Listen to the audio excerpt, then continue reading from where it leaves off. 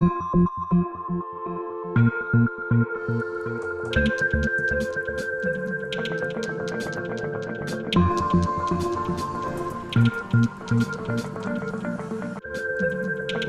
tal? Les habla Jorge Gestoso. Bienvenidos.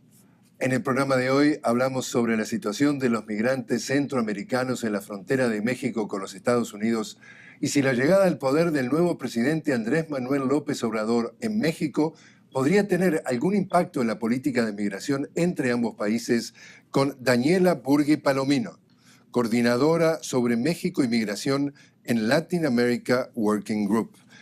Daniela Burgui Palomino, una cálida bienvenida al programa. Gracias, Jorge. Daniela, ¿cómo describes la situación de los migrantes centroamericanos, no solamente en Tijuana, es decir, en la frontera con los Estados Unidos, sino en otras partes de México también? Es una situación muy preocupante que requiere de una respuesta por parte de los estados, tanto Estados Unidos como México, humanitaria y de medidas de protección inmediatas. Yo estuve en la Ciudad de México hace algunas semanas, donde pude observar cuando estaba el primer grupo, la primera caravana en la Ciudad de México, y desde entonces observé muchas de las condiciones todavía peores que estamos observando hoy en día en Tijuana, que es que la mayoría de familias con niños ya desde entonces, desde esa parada se encontraban en una situación precaria de salud, en condiciones ya cansadas, por la trayectoria que han estado haciendo desde Centroamérica, y ahora lo que estamos viendo en Tijuana, digamos, es un empeoramiento justamente de esas condiciones, en la que vemos alrededor de 8,000, entre 6,000 y 8,000 personas en la ciudad de Tijuana se han ubicado en una especie de campamento, al igual como la Ciudad de México, y los últimos reportes nos informan que la gente está ahí en una situación muy precaria sanitaria, no hay mucho acceso a la comida, y además vimos los incidentes de los últimos días en la patrulla fronteriza utilizó un uso excesivo de la fuerza. La patrulla fronteriza de Estados Unidos. La patrulla fronteriza de Estados Unidos, uso excesivo de la fuerza, lanzando gas lacrimógeno e incluso se habla de disparos contra miembros de la caravana que se decidieron acercar hacia la frontera de Estados Unidos. Y pues eso es un resultado, lo decidieron hacer justamente porque las condiciones en el campamento de Tijuana han sido fatales, y la gente pues obviamente se está cansando, lo que se junta que tampoco han tenido el acceso a solicitar asilo con Estados Unidos, ¿no? Entonces estamos observando una situación realmente muy grave que requiere de respuestas humanitarias y de protección, no de militarización como lo estamos viendo y como lo acabamos de ver con este incidente muy lamentable en la frontera, que condenamos energéticamente. El mismo alcalde de Tijuana dice, hay una crisis humanitaria. ¿Hay una crisis humanitaria? Sí, yo estoy de acuerdo con ese comentario. De hecho, se requeriría la ayuda de agencias internacionales como la ACNUR, la Agencia del Alto Comisionado de Naciones Unidas para los Refugiados. Requerimos de organizaciones que pueden ofrecer una asistencia humanitaria. ¿Qué quiere decir? Estamos hablando de comida, acceso sanitario, acceso a información para la gente, para que sepa cuáles son sus derechos en solicitar asilo, si se quieren quedar en México o solicitarlo en Estados Unidos. Medicamentos para la gente, sobre todo los niños que están en una situación muy lamentable también. Tu organización, Latin America Working Group, está llevando esto también a nivel de la Comisión Interamericana de Derechos Humanos de aquí, de la OEA en Washington. ¿Cuál es el próximo paso? Así es. La Comisión Interamericana, de hecho, ha convocado esta audiencia a su propio juicio, y esto para nosotros es un señalamiento importante que quieren escuchar de parte de las organizaciones de sociedad civil.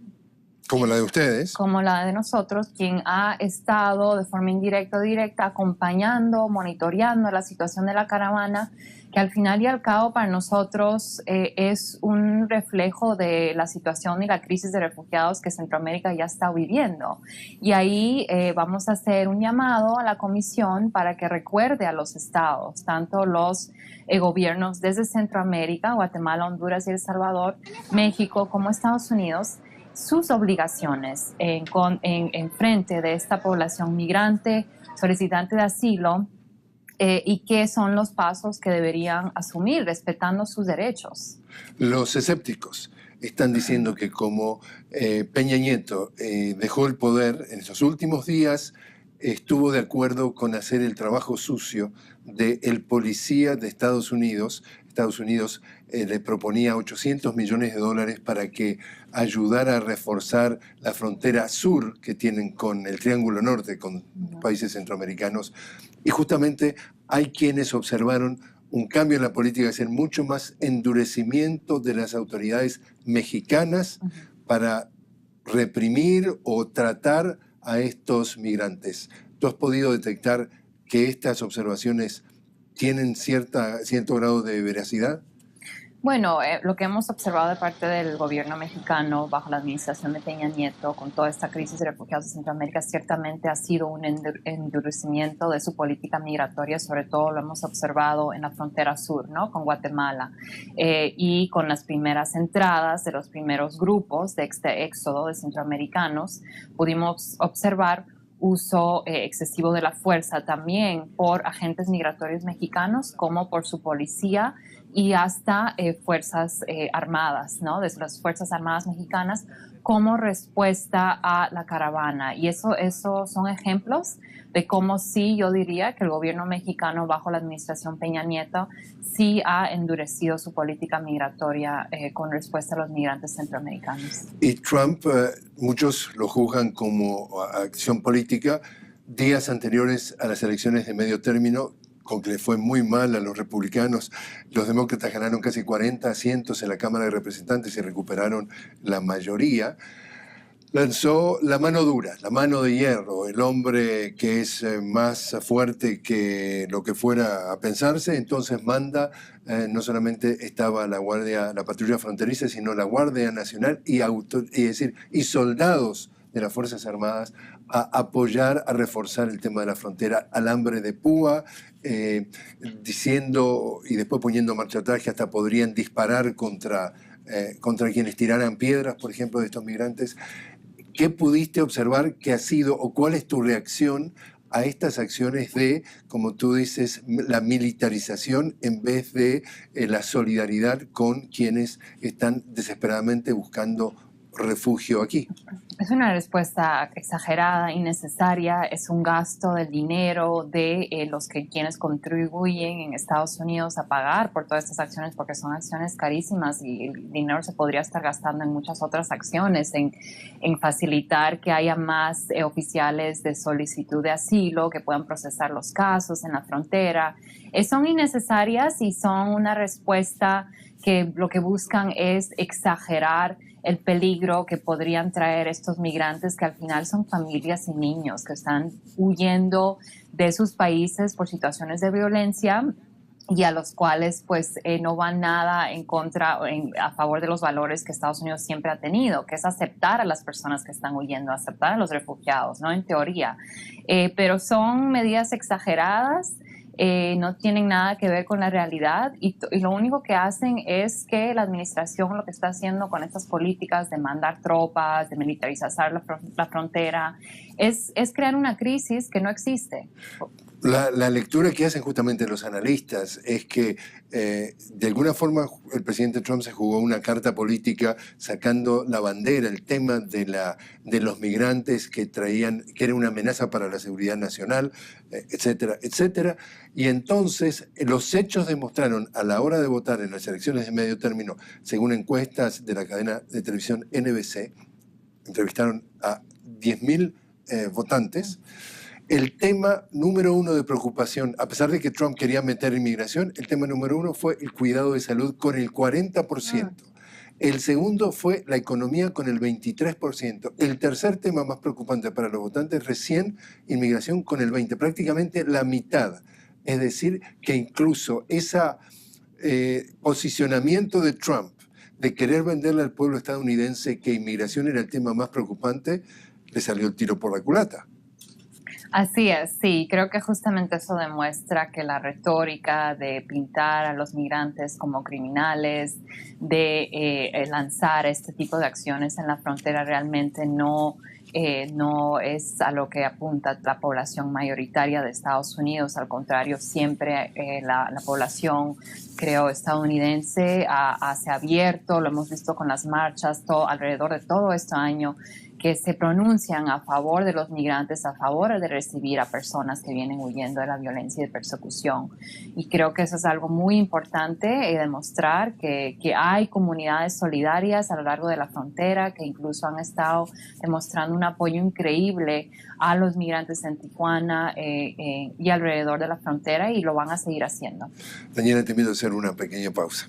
Estamos hablando con Daniela Burgui Palomino. Ella es coordinadora sobre México y migración en Latin America Working Group. Enseguida regresamos.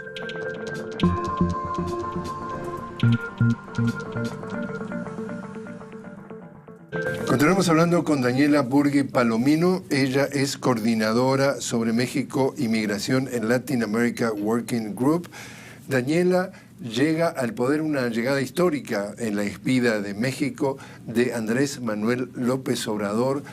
¿Podría entonces las relaciones de Estados Unidos con México tener algún tipo de cambio en el tema migratorio con un enfoque diferente que trae lo que le llaman AMLO?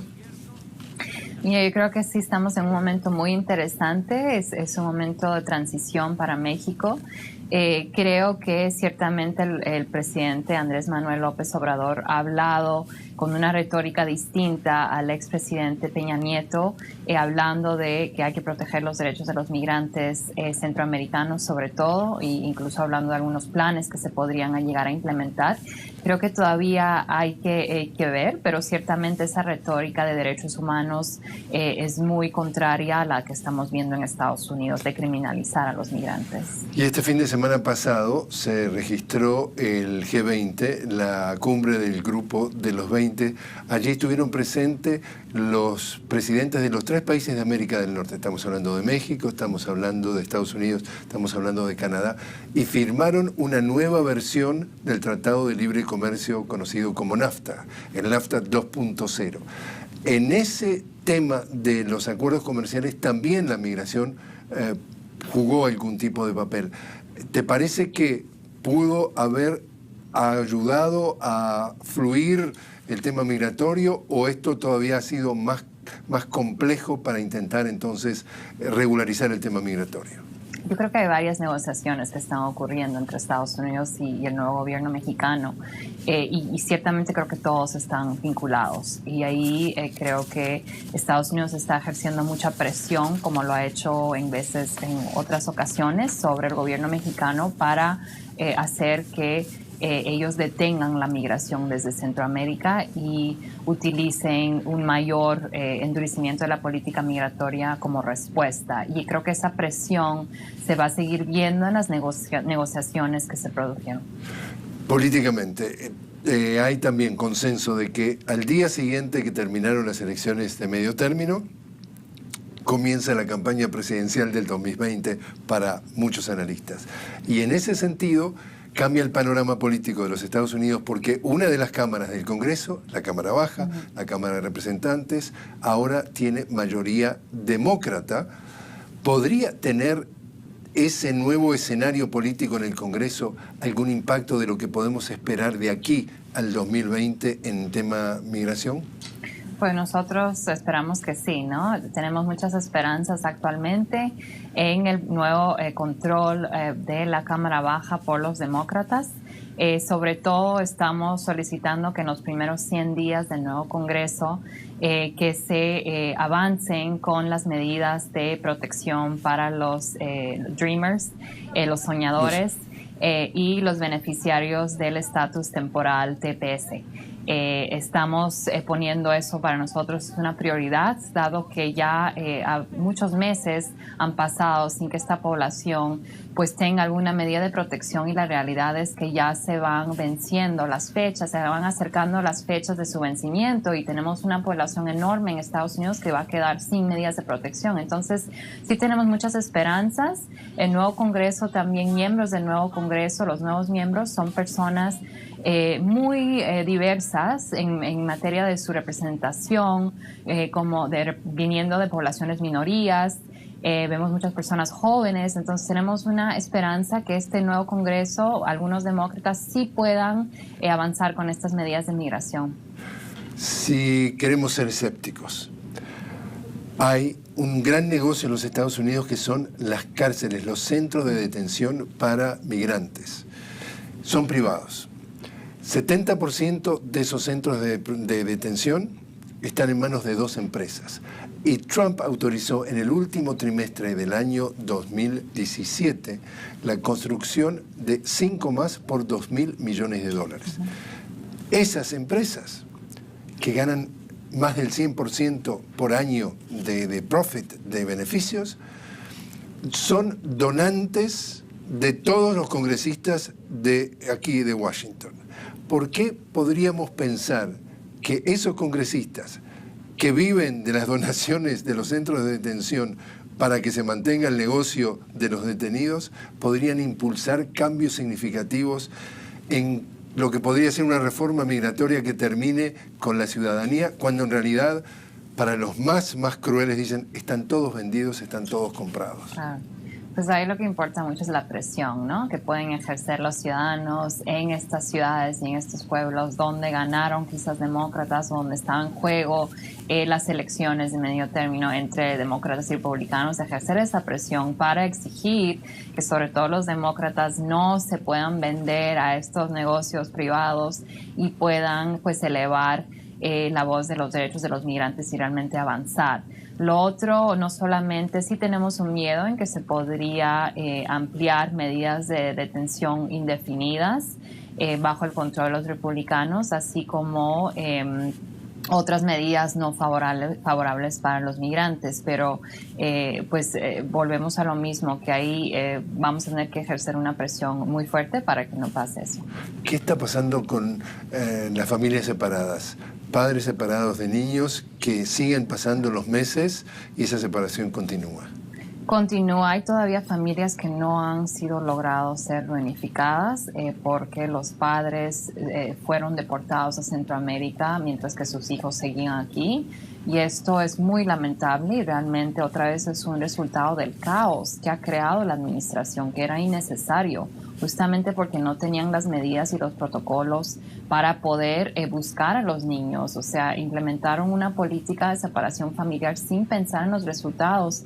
Y lo que hemos visto son resultados realmente traumáticos, y ahí la administración y sobre todo el Departamento de Seguridad Nacional tenemos que llamar para que ellos puedan rendir cuentas acerca de estas acciones. Los mismos republicanos que están justamente en control del Congreso, el presidente es republicano también, califican esa política de separación de familias como cruel e inhumana. ¿Estás de acuerdo? Sí, completamente. Eso es lo que es. No hay otras palabras de hablar de cómo un niño se les decía a los padres en centros de detención que posiblemente no iban a ver a sus niños. A sus hijos, a sus padres o a sus hijos nunca más. Exacto, sí. Y esto hay que recordar, lo hizo la administración con la idea de detener los flujos de la migración, de querer mandar un mensaje, y es uno de los mensajes creo que más crueles que hemos visto en las últimas administraciones.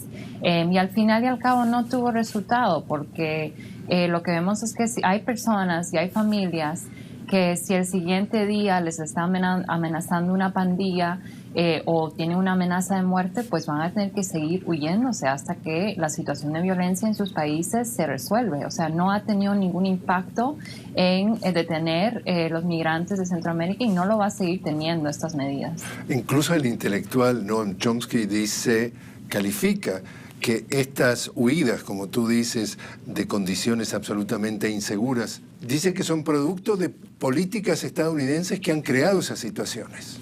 Sí, yo estaría de acuerdo con ese análisis. De hecho, el caso más reciente, quizás esto es una razón histórica, ¿no? Que Estados Unidos se ha involucrado en las guerras internas de los países desde los años 80, de los cuales estamos todavía viendo los resultados de violencia, impunidad, corrupción en estos países. El caso más reciente que señalaría es el caso de Honduras, donde vimos el año pasado que se eligió a un presidente, Juan Orlando Hernández, en condiciones de fraude, que la misma OEA dijo no era una elección justa. Y ahí, ¿qué hizo Estados Unidos? Pero mandar su apoyo al presidente Juan Orlando Hernández, quien justo después de las elecciones lanzó todas unas medidas de represión contra la ciudadanía y que han resultado justamente en el éxodo que estamos viendo. Te invito a hacer una nueva pausa, Daniela. Estamos hablando con Daniela Burgui Palomino, coordinadora sobre México y migración en Latin America Working Group. Ya volvemos.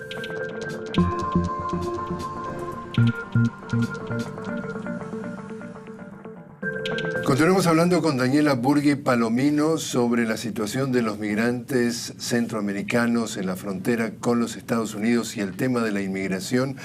Daniela, lo que hemos visto es que básicamente estos migrantes llegaban a la frontera sur, pedían asilo en función de que argumentan que sus vidas están en peligro dada la violencia, ya sea de las pandillas, pero violencia interna de sus respectivos países. De pronto, Estados Unidos quiere cambiar la regla de juego y dice, si no vienen a pedir asilo político y pueden probar que es por esa razón, que se vuelvan. Cambios importantes. Sí, de hecho son cambios importantes, pero que siguen todo un patrón de lo que hemos visto por parte de esta administración, de no solo criminalizar a las personas migrantes que quisieran solicitar asilo, llamándoles mentirosos, que han sido entrenados por coyotes o lo que sea, pero también de tomar acciones concretas para restringir el acceso al asilo. Desde la frontera, en medida de rechazos que podrían haber hecho patrulla fronteriza diciéndoles a los solicitantes de asilo directamente que no califican o que regresen otro día, y eso hace el resultado en el estancamiento que hemos visto en la frontera. Pero también, como tú dices, desde políticas concretas que se está tratando de cambiar, desde el Departamento de Justicia junto con el Departamento de Seguridad Nacional. Y esta última que vimos, bueno, hemos visto dos en concreta, pero la primera, que fue de restringir el acceso al asilo a víctimas de violencia doméstica como víctimas de pandillas. Lo último que quiso hacer el presidente fue justamente esto, realmente restringir el acceso a asilo directamente en la frontera, personas que no se presentaban en las puertas de entradas, decir que si entraban por otra vía no regular, no se les iba a poder dar la chance de solicitar el asilo. Esto va en contra de la ley internacional y de hecho ya un juez ha decidido que esto no es constitucional, porque de hecho las leyes de Estados Unidos y el mismo Congreso ha dicho que no debería importar dónde una persona entra, porque el derecho de solicitar el asilo es el más alto, ¿no? que proviene si una persona lo quiere hacer.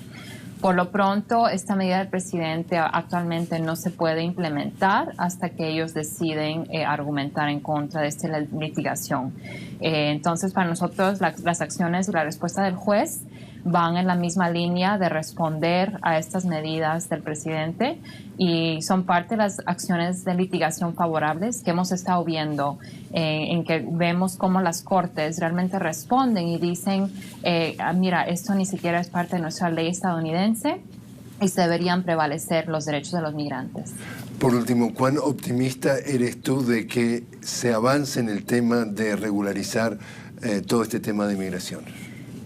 Tengo esperanza, sobre todo con el nuevo Congreso, pero la realidad es que son muchísimos temas que se han ido ahí estancando en el Congreso por temas de luchas entre demócratas y republicanos, ¿no? Y ahí tenemos el financiamiento del muro, el financiamiento del Departamento de Seguridad Nacional, tanto como protecciones muy necesarias y urgentes para los soñadores y los TPS, los beneficiarios de TPS. Así que realmente son muchas y hay que presionar mucho para que se logren pronto.